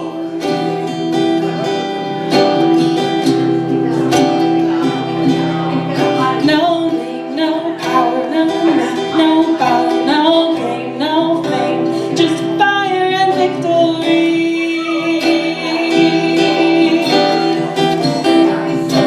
I'm settling the score. I'm walking on this road forever or until the sun sets equally on you and me. I'm settling the score. I'm walking on this road forever or until the sun sets equally on you and me.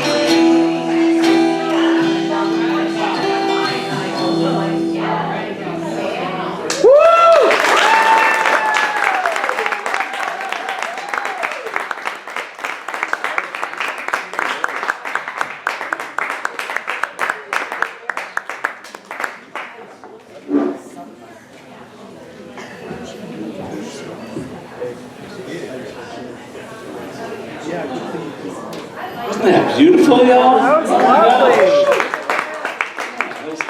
April Stubblefield with the help of Phil Bridges on guitar. That was just lifting melodies. I just loved it. Paul, do you know the music stand? Okay. You would be sitting on that chair. Right. Chair.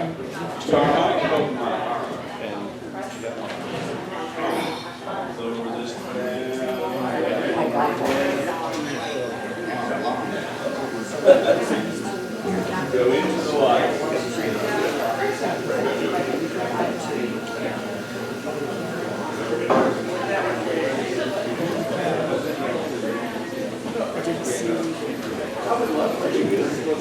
Good? I think so.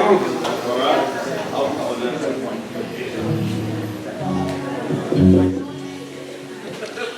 Paul Foreman is back. He's got his guitar, he's got his voice, he's got a brand new song right here. Brand new song. That y'all are going to get to hear. We're all going to get to hear right now. So, Paul, it's so good to see you. Glad you're here. Tell us all about it. Let's hear it for Paul. I'd just like to say thank you, Jack, for saving the best for last. That's right. Forget I said that. That's not true at all. There's so much talent in this room tonight, and I just really love it. So, this is going to be the second Withered Rose song you heard tonight. Somebody stole my thunder. I don't remember if it was Luke or Zach. Luke did that? Thanks, Luke. But anyway, I didn't get all the way through Soldier's Pay, but I did get far enough in until they got to the point where the vicar or the rector, he keeps calling him different things like that all the time, and January's Jones are looking at a picture of Robert, and Jones says he's got death in his face. And the rector says some stuff, you know, and then these lines is what caught me. It says, "Why should death desire only those things which life no longer has use for? Who gathers the withered rose?" And since we know that you know we're not obligated to write a musical book report here, I just that line triggered something in me, and what it triggered was the idea of spinsters, withered roses. They've lost their youth and their beauty, and nobody wants them. And it may be through no fault of their own. Maybe they're too scared, you know, to go out and socialize, and scared of, you know, getting hurt. Or maybe they were just like a cat, you know, like leave me alone, sucker. You know? Who knows? It doesn't matter what, you know, they are what they are now. They're spinsters. So this is the Withered Rose.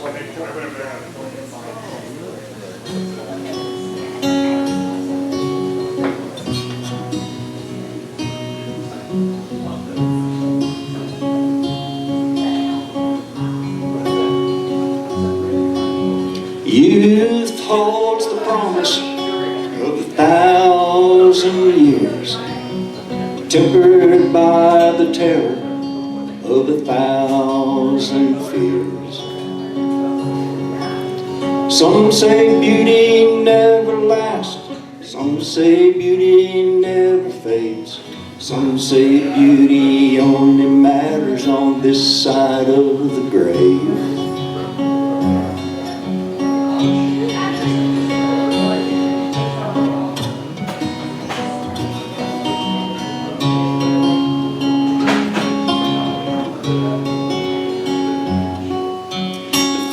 Rose I ever seen started from a tiny bud. For all it knew, it was just a weed, a dandelion in the mud. It was given all the finest things in life, sunshine and plenty of rain, guarded by a squadron of century thorns, determined to deliver pain.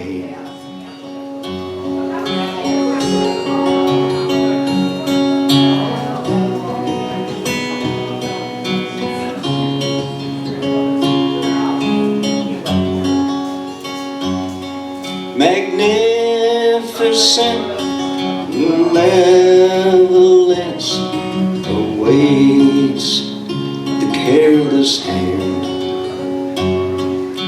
Gentle touch exerts more force than waves upon the sand. Waiting for the perfect time to show its perfect face, it missed the perfect chance to find homes on the perfect vase.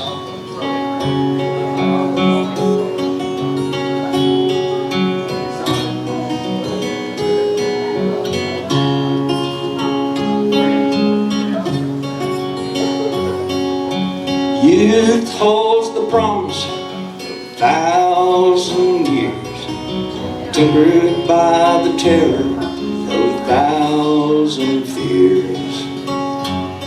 When a road comes to an end, know not where to go, the question still remains, who gathers the withered rose? When the road comes to an end, know not where to go, the question still remains, who gathers the withered rose?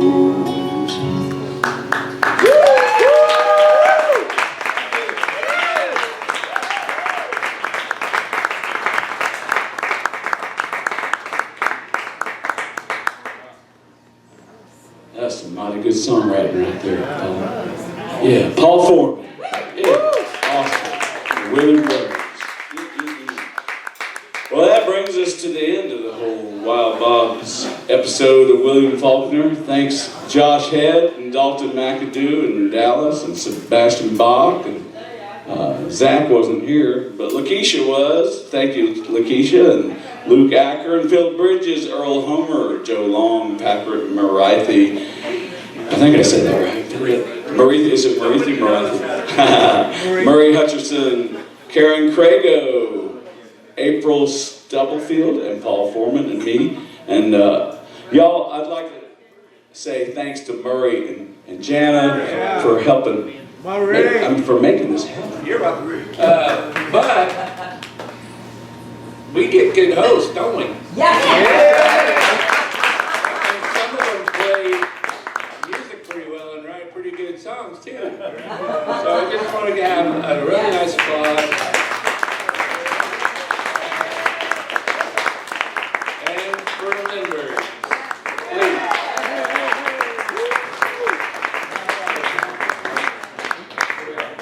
Greg, did you want a hand too?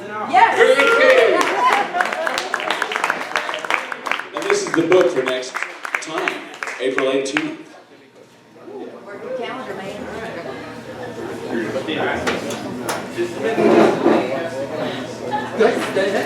Ta-da! Yes. April, that was Feelings, wonderful. like, you know, what? Paul, I love this song. Thanks, man. Appreciate it. That was so good. I was so glad that I wasn't the only one. I thought I was going to be. You were my last hope for anyone else to write anything about Soldiers Day. Yeah. Exactly. Yeah. I titled my but yours called it The Withered Rose. What'd you title it? Beautiful. Beautiful. Yeah, I love it. Love it. Yeah, it really, he had a lot of wisdom. I never read it. Yeah, it really gets my watch. Me neither. No, that character in particular, the preacher, a lot of things he said, I feel like,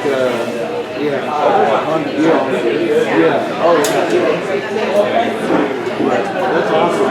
Yeah, I heard you say the women. No, they were. I feel like they were completely different. They were. But yeah, absolutely. It's inspired by the same piece of wisdom.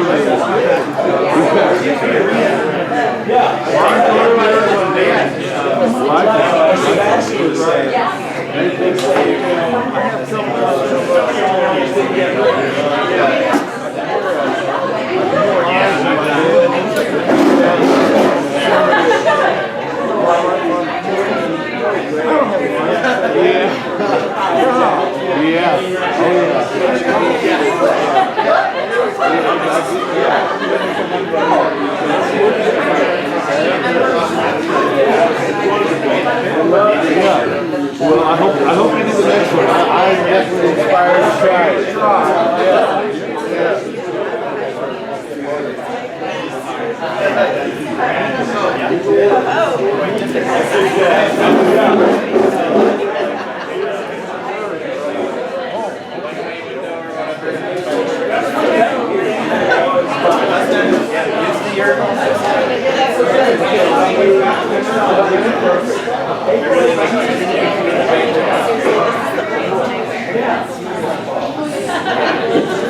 Oh, you're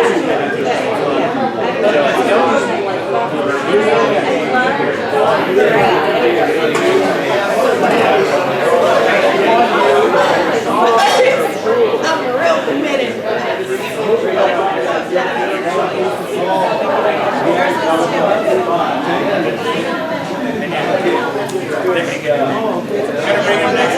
It was cold and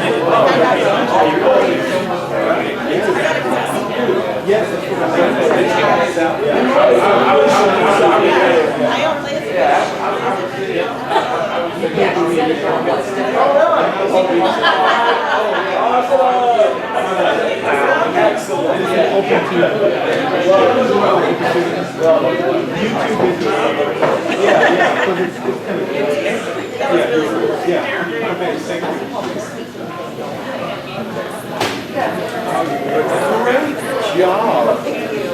Yes, that was wonderful. Oh, thanks for videotaping. Yeah. Doing all right? Yeah. Good. Well, you just transitioned. Heard the best at least once. I almost sent you another screenshot yesterday, and I was like, how much does this dude really want for here? You want to take a photo for you?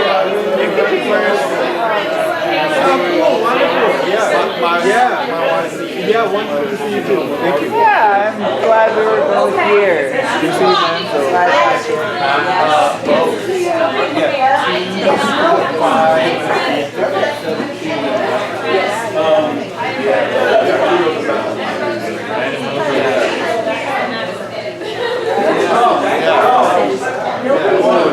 I'm glad that you got out of the house.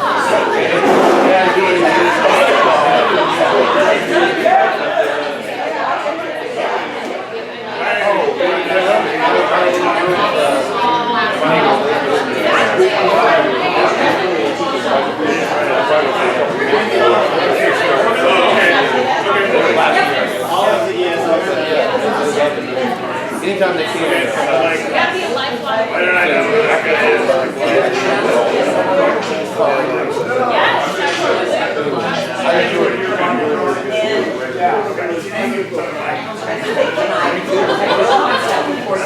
That's not possible.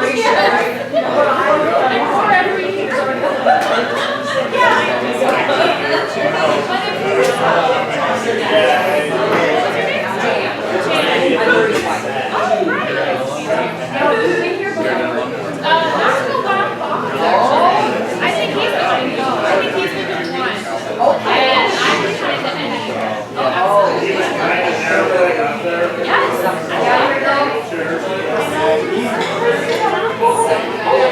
Probably the real, it should have been the winner. I'm going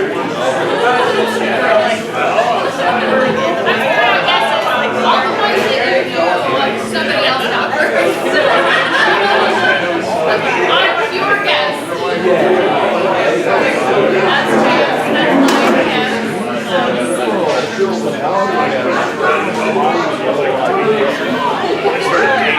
That's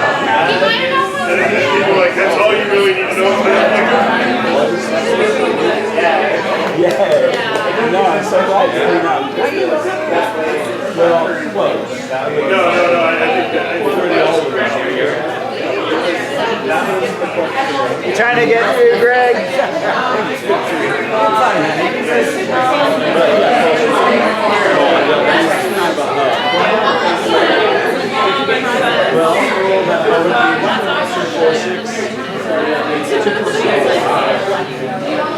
I know, don't you? How can you not?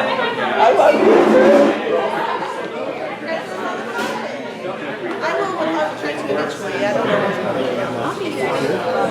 April 18th is the next one. I saw it. That means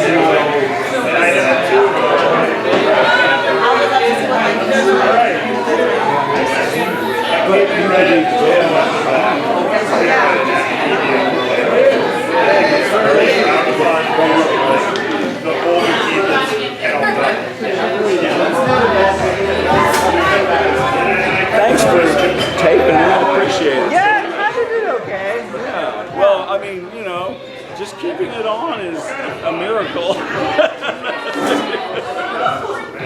Thank you.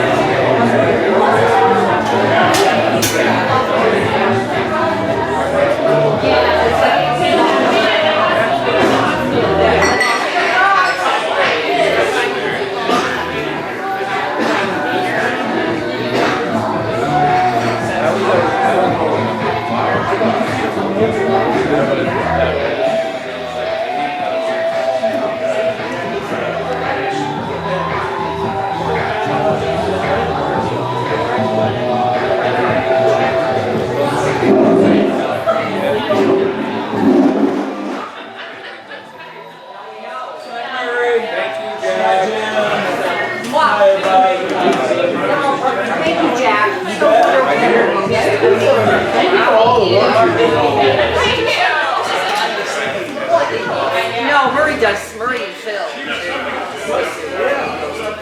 How's Paul?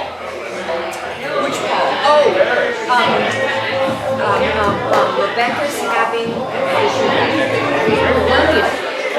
his wife is not. I think like a yeah. So he's fine.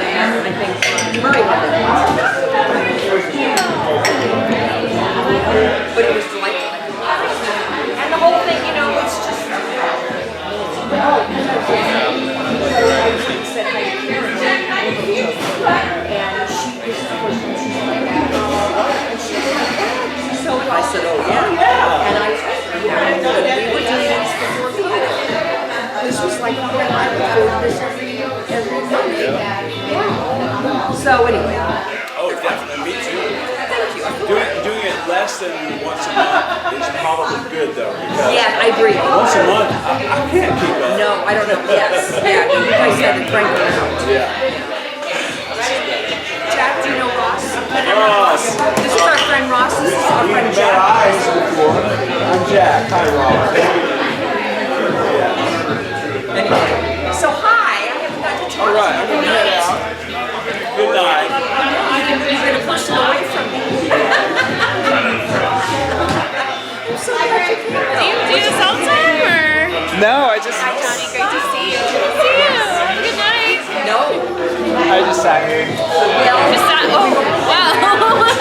It's a great responsibility that you accepted by your positioning. I do okay at framing. I've taken tens of thousands of pictures. Well, hell yeah. I feel like, I wonder, I wish there was like a little like number that would float above everybody's head that would just say how many pictures they've been taking. I feel like I'm up there, but not like up there. I exaggerate. I can only find like 15,000 that I've taken. 15,000 is good. That's still a lot of pictures. That's still a lot of pictures. Who of us takes the most? I have no idea. Everybody thinks that it's me. You take a lot of pictures. It might be. But it might not be. Maybe you guys Who's right here? Yeah. It's amazing how many photos you Oh, have. oh, it might be mine. I take a lot of Or it might be Liz's. Well, I went to the bank for that. It might be yours.